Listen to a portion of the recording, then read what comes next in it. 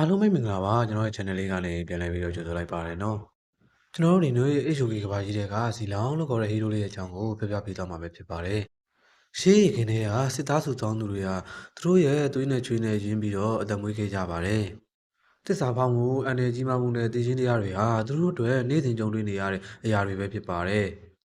ဒီနေ့တငယ်ချင်းကမနေ့ကမှရန်သူဖြစ်သွားနိုင်တယ်လို့မလေးရရန်သူကလည်းဒီနေ့မှမဟာမိတ်ဖြစ်သွားနိုင်တဲ့လောကကြီးပါပဲ ဒါပေမဲ့ဒီလိုလူအုပ်စုတွေကြားထဲမှာထူးခြားတဲ့လူတစ်ယောက်ရှိခဲ့ပါတယ်။သူကတော့ကျွန်တော်တို့ရဲ့ဟီးရိုးလေးဇီလောင်းပဲဖြစ်ပါတယ်။ဇီလောင်းကတာမန်ကားရန်တပ်ဖြတ်သူတူတော့မဟုတ်ပါဘူး။သူကခေါင်းဆောင်မှုကောင်းပြီးတော့ Dragon လို့အမည်ရတဲ့အင်အားကြီးခြေစားစစ်တီတော်အဖွဲ့ကိုတည်ထောင်ထားခဲ့သူတူပဲဖြစ်ပါတယ်။ဇီလောင်းရဲ့စမ်းစားကအလွန်သဘောကျစရာကောင်းတဲ့အတွက်ထင်ရှားတဲ့စစ်ကောင်းဆောင်ကာအိုကလည်းသူ့စီမှာအမြဲတမ်းအလုပ်ကျွေးပြဖို့ကမ်းလှမ်းခဲ့ပေမဲ့ဇီလောင်းကတော့ညှင်းပယ်ခဲ့ပါတယ်။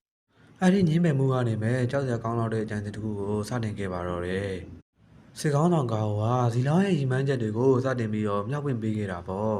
။တာမန်ကြီးသားအဖွဲ့တွေထဲလူတကားရဲ့အထက်မှာရပ်တည်နိုင်တဲ့သူဖြစ်လာဖို့အတွက်ပထမဆုံးခြေလှမ်းအဖြစ်စစ်ပြင်လူဘူးကိုတပ်ဖြတ်ရန်ဇီလောင်းဟာ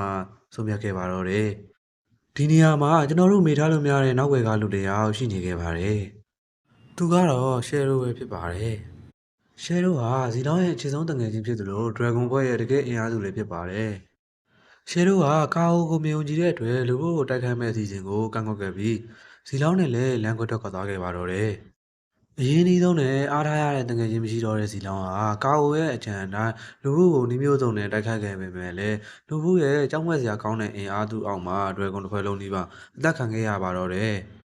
ဇီလောင်းအသက်ဘေးနဲ့ကြုံနေရတဲ့အဆုံးဖြတ်ချိန်မှာတော့သူ့ရဲ့ခြေဆုံးတငယ်ချင်းဟောင်းရှယ်ရိုဟာပြန်လည်ရောက်ရှိလာခဲ့ပါတော့တယ်။နောက်ဆုံးမှာတော့ဇီလောင်းဟာရှယ်ရိုနဲ့လူကိုတပ်ဖြတ်နိုင်ခဲ့ပါတော့တယ်။ဇီလောင်းဟာသူတို့နှစ်ယောက်ရဲ့တိုက်ပွဲမှာတူရဲသောတက်ရှင်ကြံရည်သူအဖြစ်ခဲ့ရပါတော့တယ်။တိုက်ပွဲပြီးမှာတော့ရှယ်ရိုဟာပျောက်ကွယ်သွားခဲ့ရပါတော့တယ်။နောက်ပိုင်းနှစ်ပေါင်းများစွာအကြာချမ်မတ်တောင်ကုန်းပေါ်မှာကာအိုရဲ့စစ်တပ်ကြီးရှုံးနိမ့်ခဲ့ရတဲ့အချိန်မှာတော့ကောင်းကင်ယံကနေလျှက်သီးချောင်းတစ်ခုကျဆင်းလာသလိုငွေရောင်လှိုင်ကိုကန်ထားတဲ့စစ်တီတို့ပေါ်ထွက်လာခဲ့ပါတော့တယ်။ရှယ်ရိုဟာကွယ်လွန်သွားပြီဖြစ်ပေမဲ့လည်းယနေ့စစ်မြေပြင်မှာတော့မကြောက်မရွံပဲမရှုံးနိမ့်နိုင်တဲ့ငွေတောင်ကင်သူဇီတောင်းနဲ့အတူပြန်လည်မွေးဖွားလာခဲ့ပြီပဲဖြစ်ပါတယ်။သူဟာအမြင့်ဆုံးရည်မှန်းချက်တွေစီရှောင်လန်းနေတဲ့တားဆီးလို့မရတဲ့အင်အားစုတစ်ခုဖြစ်လာခဲ့ပါတော့တယ်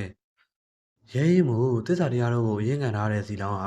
အခုဆိုရင်ရှူနိုင်ငံရဲ့အားကိုးရဆုံးစစ်သူကြီးတူအဖြစ်ရပ်တည်နေခဲ့ပြီပဲဖြစ်ပါတယ်။ဒါလေးကတော့ကျွန်တော်တို့ရဲ့ဟီးရိုးလေးဇီလောင်းရဲ့ဘဝဆိုင်ကြောင်းကြီးညိုလေးပဲဖြစ်ပါတယ်။အားလုံးပဲကြိုက်နေသက်လိမ့်မယ်လို့မျှော်လင့်ပါတယ်။ကျွန်တော်တို့ရဲ့ဟီးရိုးလေးဘိုင်ရိုရဲ့အကြောင်းလေးကိုပြောပြပေးသွားမှာပဲဖြစ်ပါတယ်။ HOK ကဘာကြီးပေါ်မှာနာဗီနီယာလို့ခေါ်တဲ့ခန်းကြားလာပါတဲ့မြို့ကြီးတစ်မြို့တည်ရှိခဲ့ပါတယ်။နာဗီနီယာမြို့ကြီးမှာတော့လူမှုအစဉ်တန်းကိုအလားသုံးလာပြင်တင်းကျပ်စွာခွဲခြားထားခဲ့ပါတယ်။အထက်တန်းလာမူးမှန်များချမ်းသာသောကုန်သည်များနဲ့အောက်ခြေလူတန်းသားဆင်းရဲသားများကိုသုံးမျိုးခွဲခြားထားပါတယ်။ဘိုင်ရိုသည်အဲ့ဒီမျိုးရဲ့အောက်ခြေလူတန်းသားထဲမှာဆင်းရဲနွမ်းပါတဲ့စိတ်ကန်းလူသမားလေးတစ်ဦးသာဖြစ်ပါတယ်။ဘိုင်ရိုလေးကငယ်ငယ်လေးတွေကစိတ်ကန်းမှာအလုပ်ကျန်းတွေကိုလုပ်ရင်းပင်ပန်းစွာအသက်မွေးခဲ့ရပါတယ်။ဒီနေ့မှာတော့သူကအရှိရသို့ခီးထွက်နေတဲ့မာပိုလိုနဲ့တွေ့ဆုံခဲ့ပါတယ်။ပိုလိုကမိမိရဲ့ယုံကြည်ချက်တွေအတွက်မဆုံးမနစ်စူးစမ်းသည့်စိတ်ဓာတ်မှာ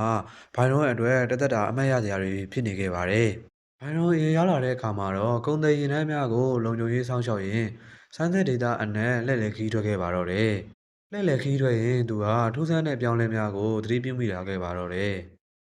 မြို့ပတ်ဝန်းကျင်ရှိရေတူများညစ်ပတ်လာရင်တန်တာကြောက်တန်းများတန်ကြီးတက်ခြင်းနဲ့တောရင်တလိษံတွေတလင်းကြောင်များအဖြစ်သို့ပြောင်းလဲသွားခြင်းကိုသူတွေးရှိခဲ့ရပါတော့တယ်။ဒီအချိန်မှာပဲမြို့ကြီးပျက်စီးတော့မဲ့နမိတ်ကိုသူဟာယုံကြည်သွားခဲ့ပါတော့တယ်။အဲဒါကြောင့်ရင်းရင်းနဲ့ဘိုင်ရိုလေးကမြို့အုပ်စုသူမာရှာနဲ့ကွန်မန်ဒါမီလီရီထံသို့တွားရောက်ခဲ့ပြီးထုံညင်ချမ်းမှုများကိုရပ်တန့်ပေးရန်နဲ့ဒါပေမဲ့လည်းအာနာကြီးမီလီရီကအမှန်တရားပေါက်ကြားမီကိုမလိုလားသဖြင့်ဘိုင်ရိုကိုလျှက်စစ်စွမ်းအားနဲ့တိုက်ခိုက်ခဲ့ရာသူ့ရဲ့လက်တစ်ဖက်ကဆုံးရှုံးသွားခဲ့ရပါတော့တယ်။အသက်မသေပဲလွတ်မြောက်လာခဲ့တဲ့ဘိုင်ရိုလေးကသူရုံရှာမုန်းသီးလာတဲ့စက်မှုပညာကိုအသုံးပြုကစက်မှုလက်အတူတစ်ခုကိုတက်ဆင်ခဲ့ရပြီးအသက်ဆက်ခဲ့ရပါတော့တယ်